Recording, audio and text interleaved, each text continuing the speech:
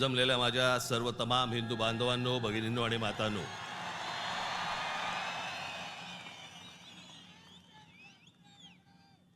सर्वप्रथम मी आपणाला सर्वांना गुढीपाडव्याच्या मनपूर्वक शुभेच्छा देतो.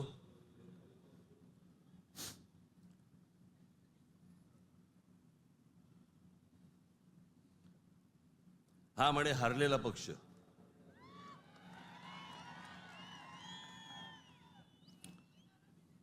झालं, निवडणुका संपल्या, सगळ्या गोष्टी झाल्या. पण आज गेल्या निवडणुकीमध्ये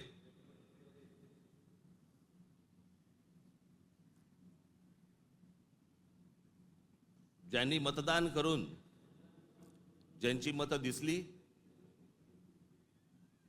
त्या सर्व मतदारांचे मी मनपूर्वक आभार मानतो. आणि ज्या मतदारांनी महाराष्ट्र नवनिर्माण सेनेला मतदान करून देखील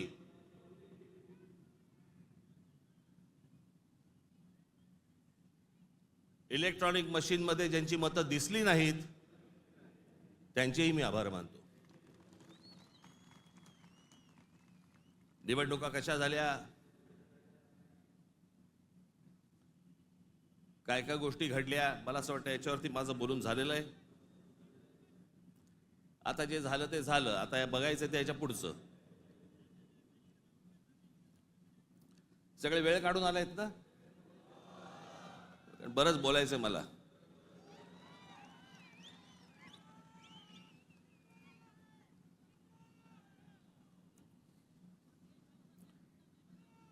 अनेक विषय, निवडणुका झाल्यानंतर अनेक विषय झाले, अनेक विषय बोलले गेले.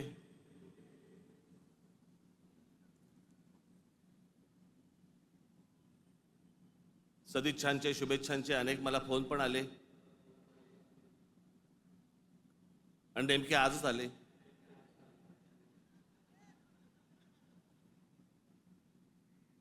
आज का आले याचे अर्थ मला समजतात,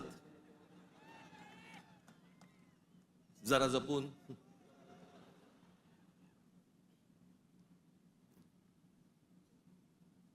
पण गेले काही दिवस ज्या काही घटना घडल्या, मला असं वाटतं काही गोष्टींचं तुम्हाला सांगणं खूप आवश्यक आहे, गरजेचं आहे.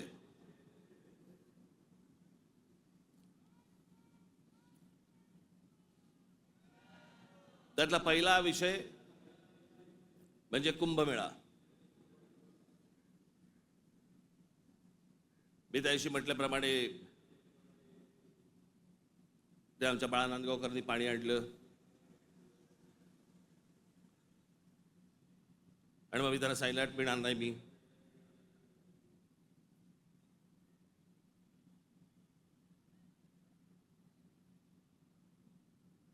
मग नव्याने वारं शिरलेल्या काही हिंदुत्ववाद्यांना असं वाटलं, अरे मी कुंभमेळ्याचा अपमान केला. मूर्ख आहात का?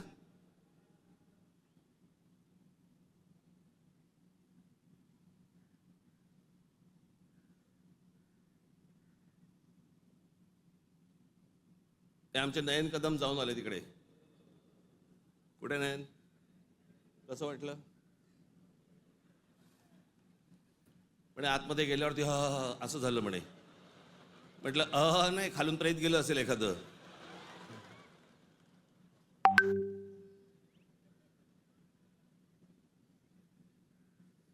आपल्या देशामधल्या नद्यांची जी अत्यंत भीषण अवस्था आहे, ज्याला आपण माता म्हणतो, नदीला देवी म्हणतो, त्या नद्यांकडे आपल्या राज्यकर्त्यांचा, आज नाही, आजचे राज्यकर्ते नाही, गेले अनेक वर्षांपासूनचे, मला आजही आठवते, गंगा साफ करावी असं पहिलं बोलणारी जे कोणी व्यक्ती मला आठवते, मला राजकारणातली, ती म्हणजे स्वर्गीय राजीव गांधी. राजीव गांधी ज्यावेळेला पंतप्रधान झाले त्यावेळेला त्यांनी गंगा साफ करण्याचं काम सुरू केलं. तेव्हापासून अजून गंगा साफ करतायत. त्याच्यानंतर आता 2014ला नरेंद्र मोदीजी पंतप्रधान झाले, त्यांनी तेच सांगितलं गंगा साफ करणार. आपल्याकडच्या देशांमधल्या नद्यांची अशी अवस्था आहे की त्याच्यामध्ये पाणी पिणं तर लांबची गोष्ट, तुम्ही आंघोळ केली म्हणजे मी माझ्याकडे आत्ता काही उत्तरेतले लोक येऊन गेले मध्ये आणि त्यांनी मला सांगितलं की कित्येक लाखो लोक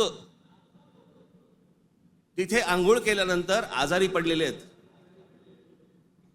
पडणारच आजारी.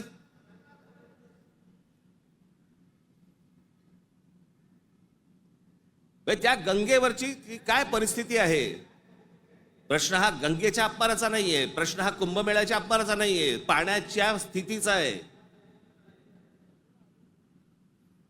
की पाणी कशा प्रकारचं पाणी तिकडे असतं होतं आणि ते अजूनही थांबवलं जात नाही. त्या गोष्टी खरं तर वेगळ्या ठिकाणी तुम्ही जागा देऊ शकता. सहज एक मिनिट भरासाठी म्हणून मी तुमच्या समोर गंगेची आत्ताची परिस्थिती काय आहे ती मी तुम्हाला फक्त दाखवतो. खाली अरे खाली आण त्याला, खाली आहे.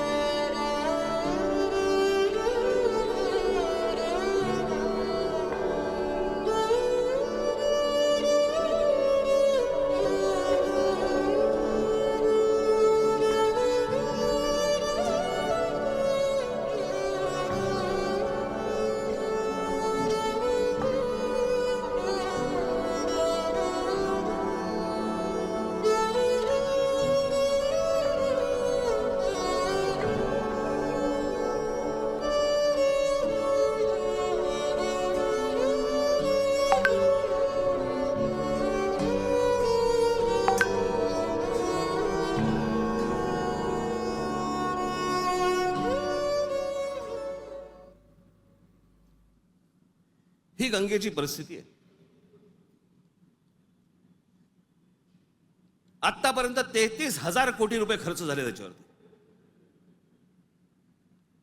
तुम्ही आता तो महंत बघितलात ज्याला बोटीतनं तसाच्या तसाच टाकून दिला.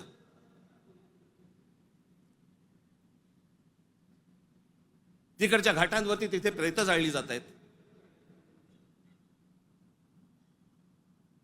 नुसतं आपला अग्नी दिल्यासारखा करतात आणि तसंच प्रेत ढकलून देतात पाण्यामध्ये.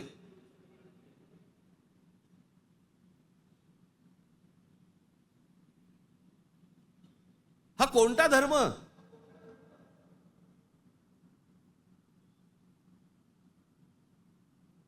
म्हणजे आमच्या नैसर्गिक आपल्या देशाच्या गोष्टींवरती जर समजा अशा प्रकारचा धर्म आडवा येत असेल, काय करायचं त्याचं.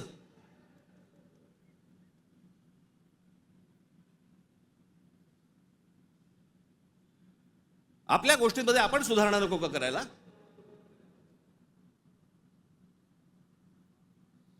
काळ बदलला, लोकसंख्या वाढली.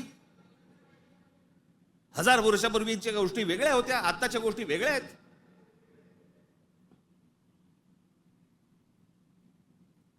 हेच सगळे विधी आटपण्यासाठी म्हणून त्याच इथे वेगळ्या एका घाटावरती एखादी जागा करता येत नाही का.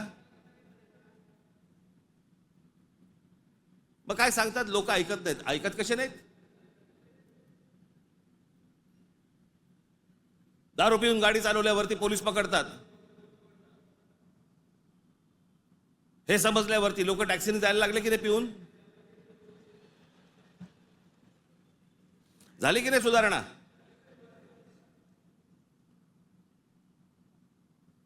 आपल्या नद्या स्वच्छ राहिल्या पाहिजेत.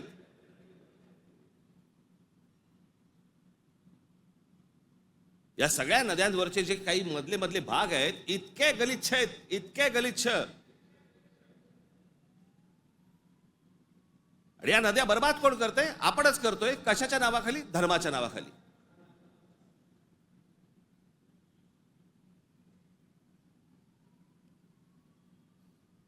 प्रत्येकाला आपापला धर्म प्यारा असतो. प्रत्येकाने आपापल्या धर्मामध्ये सुधारणा केल्या पाहिजेत. मी ज्या वेळेला हे गंगेवरचं ज्यावेळेला मी पाहत होतो सगळ्या गोष्टी, मला कळेना हे कसं काय चाललंय.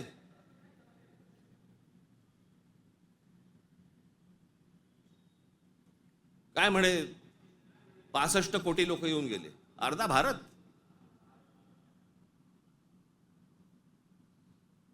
चला त्यातले आपण 5 लाख आपण पकडूया, व्हीव्हीआयपी आणि व्हीव्हीआयपी. बाकीचे काठावरच बसले असतील खो खो खेळायला, बरोबर की नाही? प्रत्येकाची जरी 200-200 ग्रॅम पकडली, चीनची भिंत बांधता आली असती आपल्याला.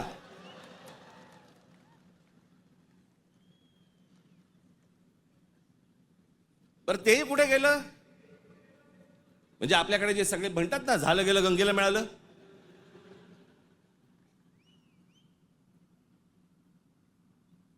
महाराष्ट्रामधली देखील आज नद्यांची परिस्थिती हेच. आमच्या कोकणामधली सावित्री नदी घ्या, सगळं केमिकलने भरली आहे. मी आता आणलंय इथे तुमच्यासाठी.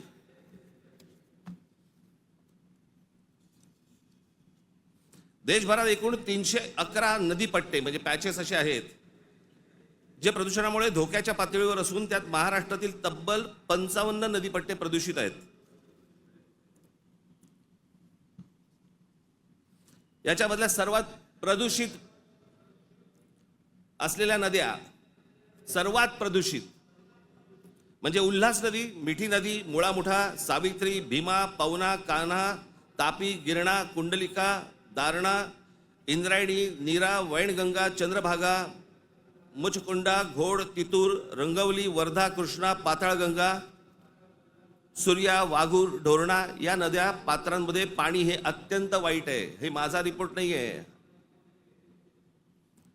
तर भातसा, पेडी, मोर, बुराई, वेल, पांझरा, सीना, काळू, वेण्णा, कोयना, पांझरा, पैनगंगा, पूर्णा, उरमोडी, कान या नद्यांच्या पात्रामध्ये पाणी वाईट आहे. त्या नद्यांच्या तुलनेत मुंबईमध्ये 5 नद्या होत्या, 5 नद्या. कदाचित अनेकांना माहिती पण नसतील. त्यातल्या 4 मेल्या.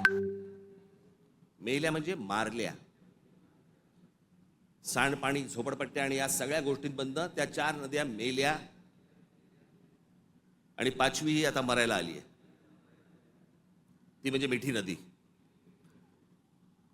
आत्ताची मिठी नदीची काल मी शूट करायला सांगितलंय. काल मी अगोदरचं पण दाखवत नाहीये, मी कालचं दाखवतोय.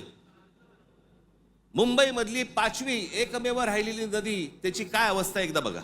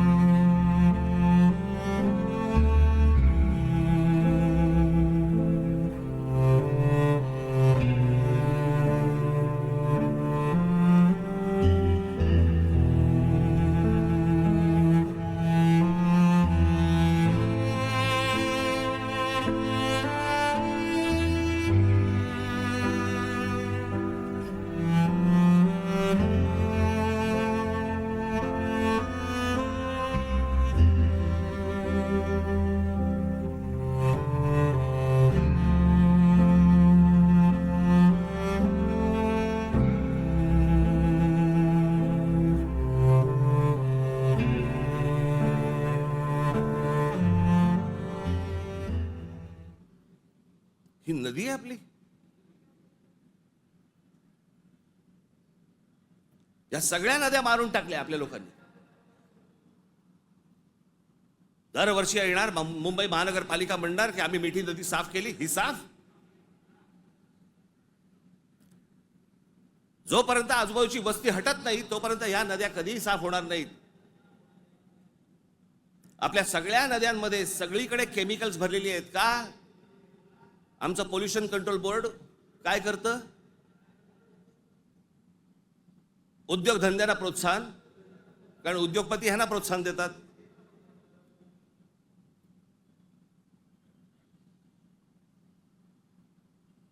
जे जे म्हणून आपल्याकडचे नैसर्गिक स्रोत आहेत आपण ते बंद करायचे आणि त्याच्यानंतर त्याच्यावरती बोलल्यानंतर तुमचा धर्म आडवा येणार.